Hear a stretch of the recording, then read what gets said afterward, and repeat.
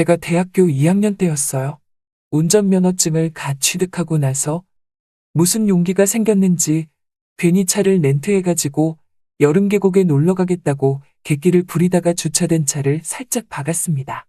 어쨌든 돈을 물어줘야 하게 되었는데 대학교 2학년짜리가 돈이 어딨겠어요. 급전을 땡길 수 있는 사람을 물색하다가 문득 어쩌다가 알게 된 누나가 떠올랐습니다. 어쩌다 알게 된 이 누나는 회사를 다니며 직장 생활을 하고 있고 회사가 제가 다니던 학교 근처라 종종 저를 불러내서 밥도 사주던 누나였어요. 돈이 필요하다고 연락하긴 그래서 오랜만에 한번 보자고 연락을 했지요. 사실 그 누나는 저한테 조금 관심이 있어 보였어요. 종종 저한테 뭐 하냐고 연락도 하고 물어보지 않아도 밥 사준다고 나오라고 하고. 그 누나는 이뻤습니다. 학교에서 보는 또래 여자들과는 다른 성숙미가 물씬 느껴지는 매력적인 여자였어요. 어떻게 잘해볼 수 있을 것 같은 느낌이 있을 정도로 저에게 적극적이었지만 저는 그 당시에는 다른 여자들에게 관심이 더 많았죠. 그 누나가 썽에 차지 않아 그런 건 아니었고 2학년이 되니 파릇파릇한 신입생들이 오빠 혹은 선배라고 저를 부르는데 그때는 연상의 여자친구는 상상도 못했던 것 같습니다. 지금 시간을 돌릴 수 있었다면 당장 그 누나랑 연애를 했을 거예요. 연락 절대 먼저 안 하더니 무슨 바람이 불어서 만나지? 제가 연락을 먼저 한 게 기뻤는지 약속 장소에 한껏 차려입고 나온 누나는 조금 상기되어 보였습니다. 제가 먼저 만나자고 해서 기분이 좋아 보이는 누나에게 도무지 돈을 빌리려고 연락했다는 말을 꺼내기 힘들었어요. 누나 마음껏 먹어. 오늘은 내가 쏠게. 항상 누나에게 얻어먹기만 한 게 미안하다고 말하며 말할 타이밍을 찾고 있었습니다. 잔뜩 들떠 보이는 게 마음에 걸려서 그렇게 밤이 어두워질 때까지 말도 못하고 결국 누나를 집까지 바래다 준다 하고 누나의 자취방 앞까지 도착하게 되었어요. 집으로 들어가려는 누나를 급하게 불러 세웠습니다. 무언가 잔뜩 기대에 차 있는 눈빛에 우물쭈물하며 결국 제 상황을 설명하고 혹시 돈 좀 빌릴 수 있겠냐고 물어보는 질문에 누나의 얼굴엔 실망한 표정이 역력했습니다. 어려워서 말을 못 꺼내고 있었지만 정말 미안한 마음이 들 정도로 누나를 실망시킨 것 같았어요. 아마 안 빌려주겠다는 생각이 들어 포기하고 누나에게 사과를 하고 돌아가려고 하는데 누나가 저를 불러 세우며 얼마면 되냐며 돈을 빌려주겠다고 했습니다. 천천히 갚아도 된다고 말하며 바로 제 통장으로 돈을 쏴주더라고요. 정말 누나를 볼 면목이 없었지만 고맙다는 말밖에는 할 말이 없었습니다. 누나의 태도가 바뀌기 시작한 건 그날 그때부터였어요. 뭔가 나한테 이런저런 사소한 부탁들을 하기 시작했습니다. 부탁이라고 하기보단 정말 자잘한 잔심부름 정도 같은 것들이 대부분이었어요. 벽에 못 박아야 한다고 망치질을 해달라는 부탁을 한다거나 하는 사소한 걸로 시작해서 편의점에서 여성용품을 사오라는 좀 남자가 하기에 껄끄러운 부탁까지 여러 가지였습니다. 그래도 저는 흔쾌히 해줬습니다. 제게 돈을 빌려준 사람이기도 하고 제가 빚을 지면서도 조금 미안했던 마음이 있었기 때문이죠. 어떨 때는 그냥 집 앞으로 저를 불러내서 그냥 불렀다며 집에 다시 보낼 때도 있었습니다. 조금 기분이 나빠질 상황까지 되긴 했지만 어쩔 수가 없었어요. 누나는 저에게 돈을 갚으라는 독촉도 하지 않았고 청산하기에는 갚아야 할 돈이 당시에 제 능력으로는 엄청 컸기 때문이에요. 한동안 누나의 그런 잔심부름이 없이 평온한 나날을 보내고 있을 때였어요. 약간의 열대야가 있는 무더운 여름밤이었습니다. 더위에 지쳐서 맥주나 한 잔 마시면 좋겠다고 생각하고 있는데 누나한테 전화가 왔어요. 자기 방에 술 먹으러 오라고요. 올 때 안주할 만한 과자 같은 걸 사오라고 하는 게 누나가 저랑 술을 마시고 싶어서 부르는 게 아니고 딱 봐도 사러 가기 귀찮으니까 저를 불러낸 것 같았습니다. 속으로는 짜증이 많이 났지만 저도 맥주가 너무 땡기는 날이었기 때문에 제가 좋아하는 과자로 골라서 사가지고 누나의 자취방에 갔습니다. 누나의 방 안에 들어가니 이미 술판은 벌어진 지 꽤 된 것 같았고 누나는 누나의 친구와 함께 이미 시뻘겋게 취해서 맛이 어느 정도 가 있는 상태였습니다. 무더위 때문에 한참 줌도 안 되는 옷을 입고도 부끄러워하지 않는 게 이 누나는 더 이상 나에게 관심이 있는 게 아니고 나를 못 살게 굴려고만 하는 것 같은 생각이 들었지요. 누나도 누나지만 같이 술을 먹고 있던 누나의 친구도 누나의 비할 바는 아니었지만 꽤 멋진 외모를 가지고 있었습니다. 더운 날인 걸 감안해도 두 사람의 복장은 남자인 저에 대한 배려가 너무 없다 싶을 정도였어요. 그 모습에 눈뜰 곳을 찾지 못하고 침만 꿀꺽 삼키고 있었죠. 두 사람은 일부러 그러는 건지 아니면 제가 오기 전부터 하고 있는지는 모르지만 남자인 제가 동석한 자리에서 듣기에 조금은 수위가 높은 이야기를 나누고 있었어요. 줄기차게 예전에 만나던 남자들 썰만 풀고 있는데 대화에 껴도 되는 건가 싶을 정도로 남사스럽더군요. 누나가 그 와중에 저를 흘긋흘긋 보면서 제 눈치를 보는 것 같더라고요. 바닥에 앉아서 술을 마시고 있는데 어찌해야 할지 아주 난처했습니다. 술에 잔뜩 취한 이쁜 여자가 나누는 노골적인 대화를 쉬지 않고 계속 듣고 있자니 저도 다 큰 남자인데다가 술까지 들어간 상태라 그런지 가만히 있기 힘들더라고요.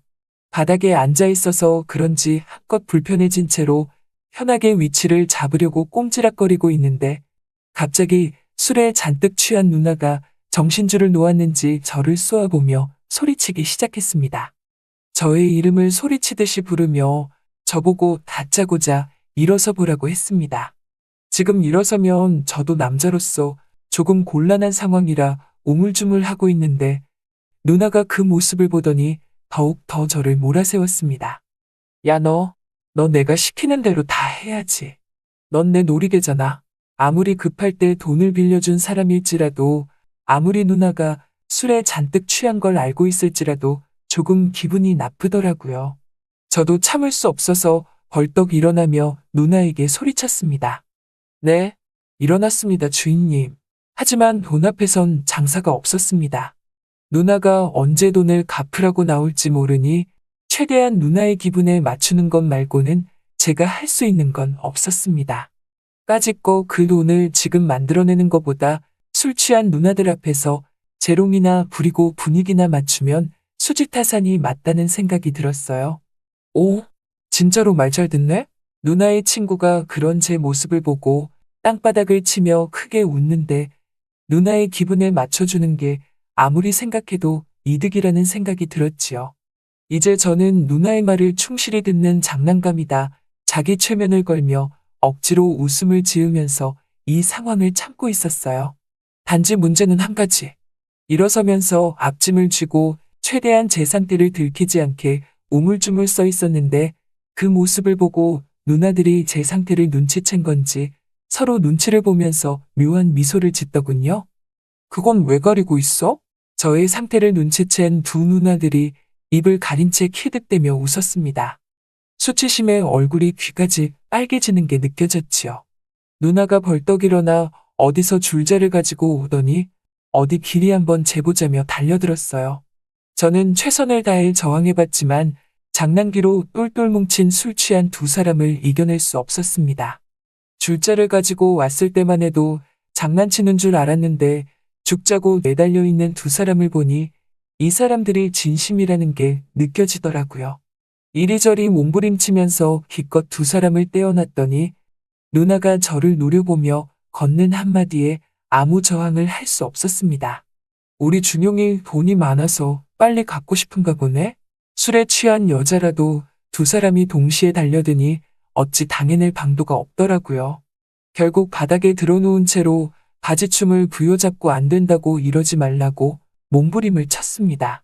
두 사람이 제 몸을 이리저리 찌르면서 장난을 치는데 처음에는 견딜만 하다가 점점 그 강도가 세지기 시작하니 갑자기 억울한 마음이 들어 눈물이 다 나더라고요. 그러다가 서글프게 울기 시작하니 두 사람도 술이 깼는지 하던 걸 멈추고 머쓱하게 제 모습을 쳐다만 보고 있었습니다. 한참 엉엉대며 울다가 누나의 옥탑방 밖에 있는 벤치에 걸터 앉아 상처받은 마음을 추스르고 있었습니다. 밖에 나오는데도 다 큰 남자가 울고 있어서 그런가 두 사람 중 그 누구도 저를 붙잡지 않았어요. 잠시 후에 문이 열리는 소리가 들리더니 누나의 친구가 쫄래쫄래 나와 제 옆에 앉더군요. 누나의 친구는 제 옆에 앉아서 미안하다고 사과하면서 분위기가 너무 재밌어서 그랬다며 사과를 했습니다. 아까는 그렇게 싫었는데 또 한미모하는 누나의 민소매 밖으로 삐져나온 새하얗고 포동포동한 팔뚝을 보니 저도 남자인지라 괜히 마음이 혹하더라고요. 이젠 괜찮다고 말하고 있는데 위로해준답시고 제 등을 쓸어만지는 누나를 확 껴안아버렸죠. 누나의 친구는 당황한 듯 하더니 대충 제 마음과 분위기를 읽었는지 그 자리에서 바로 제 입술을 거부하지 않았습니다. 한참을 누나의 친구와 그러고 있는데 갑자기 들린 누나의 비명과도 같은 외침에 우리 두 사람은 떨어져 버릴 수밖에 없었습니다. 누나는 친구와 저희 모습을 보고 그 앞에서 눈물을 흘리며 울고 있었고 어떻게 니들이 나한테 이럴 수 있냐며 소리를 고래고래 지르고 있었죠. 누나 때문에 걷잡을 수 없어지는 분위기의 누나의 친구는 옷을 갈아입고는 먼저 집으로 돌아갔습니다. 누나는 침대에 머리를 묻은 채 울고 있고 저는 속으로 이거 당장 돈 갚으라고 하는 거 아니야? 하는 생각에 그 자리를 피하지도 못하고 누나 뒤에서 계속 어영부영하며 눈치만 보고 있었죠. 누나는 그렇게 한참을 울다가 저를 째려보며 너가 나한테 그러면 안 되지. 라고 말했어요. 돈 때문에 그동안 시달렸던 생각이 들어 이제 저도 화가 나서 될 대로 되라는 식으로 그 돈 빌려준 것 때문에 이런 수치스러운 짓까지 당하는 게 맞는 거냐며 누나에게 따져 물었습니다. 그런 저희 말에 돌아온 누나의 대답에 저는 누나를 뒤에서 꼭 안아주게 되었어요. 내가 너 좋아하는 거 몰라? 나라고 사회초년생에 혼자 사는 여자가 그런 큰 돈이 갑자기 어디서 났겠어? 너는 항상 내 마음 가지고 장난치는구나. 뜬금없는 누나의 진심에 감동을 한 건지 저는 어느새 누나를 강하게 껴안고 있었습니다.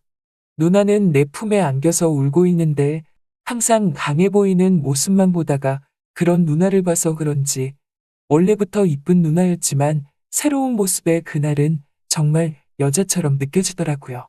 이제 그만 울으라고 말하며 누나에게 입을 맞추었습니다. 살짝 떨리는 누나를 끌어안고 다음날 아침까지 쉬지 않고 사랑을 나누었습니다. 그 뒤로 누나와는 연인 관계로 지내게 되었습니다. 누나는 저에게 물심양면적으로 헌신했어요.